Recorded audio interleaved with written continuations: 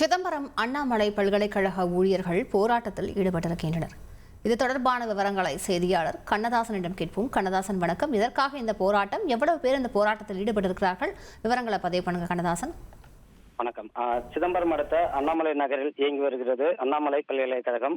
இந்த பல்கலைக்கழகத்தை கடந்த 2013ஆம் ஆண்டு முதல் தமிழக அரசு கையகப்படுத்தி நடத்தி வரும் நிலையில இந்த பல்கலைக்கழகத்தில் 5000க்கும் மேற்பட்ட ஆசிரியர்கள் ஊழியர்கள் பணியாற்றி வரும் நிலையில் அவர்களுக்கு ஊதிய உயர்வு, பணி உயர்வு உள்ளிட்ட எந்த ஒரு திட்டங்களும் செயல்முறைப்படுத்தாமல் இருக்கும் நிலையில மாதந்தோறும் வழங்கப்படும் ஊதியத்தையும் தற்போது சரியாக வழங்கவில்லை என குற்றச்சாட்டு எழுந்துள்ளது.